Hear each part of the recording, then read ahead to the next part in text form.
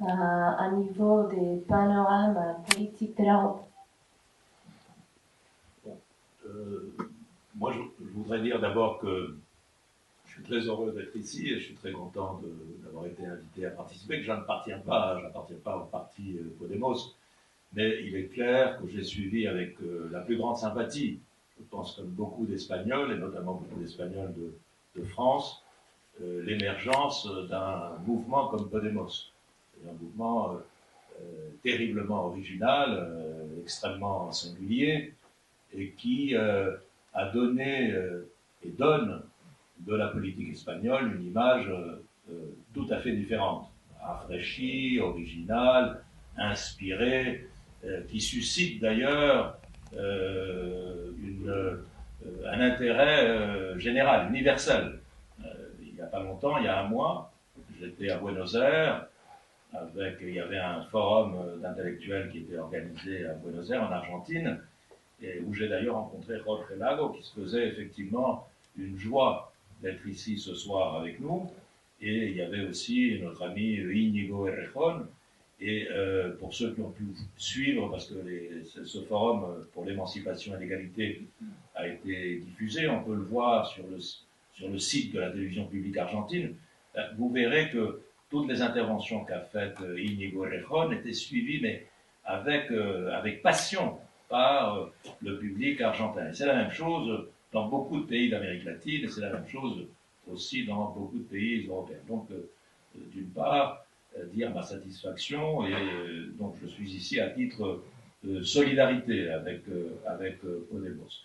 Je pense que, bien sûr, Podemos a été dit, n'est pas, disons, l'organisation politique du mouvement indigné, mais c'est la traduction politique de l'atmosphère créée en Espagne par le mouvement des indignés. J'ai eu, comme beaucoup de personnes, l'occasion de suivre le mouvement des indignés. J'ai suivi le mouvement des indignés à Madrid et je l'ai suivi à Valencia. Et donc j'ai pu voir ce que ça représentait. On nous disait que c'était en 2011, hein, c'était en mai 2011, et on nous avait dit que finalement cette jeunesse espagnole était taboulique, qu'elle ne s'intéressait qu'à des activités superficielles, etc., que la politique n'intéressait plus. Et on a vu apparaître une jeunesse, et pas seulement une jeunesse d'ailleurs, parce qu'il y avait des gens de tous âges qui ont participé avec un enthousiasme formidable à cette espèce de réveil de la société espagnole qui était matraquée par voilà, une sorte de thérapie de choc qui imposait des politiques austéritaires, comme les a définies Mélenchon, et qui tout simplement n'acceptait pas cette politique. Et cette société a eu donc une réaction de rejet dans l'ensemble des villes d'Espagne. Et d'ailleurs, c'est intéressant parce que ce mouvement de rejet a été approuvé par environ, les sondages disaient qu'environ 80% de la société espagnole, 80% des citoyens espagnols étaient d'accord avec le mouvement, même si, bien entendu, ce n'est pas 80% des gens qui, ensuite, dans les élections qui ont suivi, ont voté pour...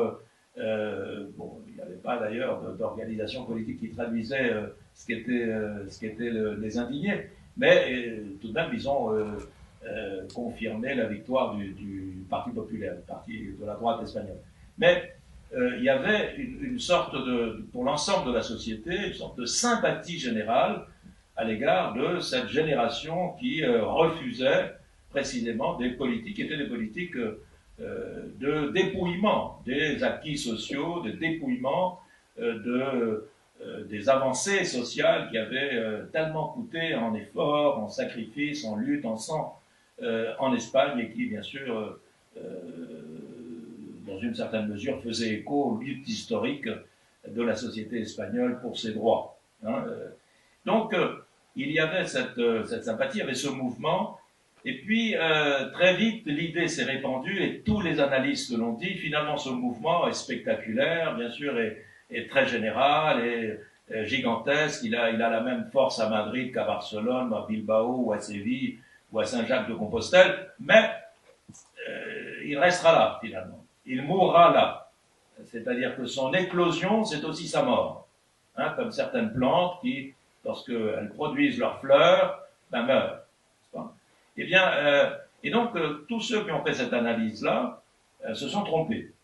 Parce que peu de temps après, disons 2 ans après, voilà, des analystes comme Pablo Iglesias ou Íñigo Errejón ou Monedero, etc., toute cette équipe, hein, formée dans les sciences politiques, professeurs de sciences politiques, a imaginé une formule qui permettait de conserver toute l'innovation du mouvement des indignés et sans être l'organe en quelque sorte d'expression des indignés, il en était tout de même le témoignage.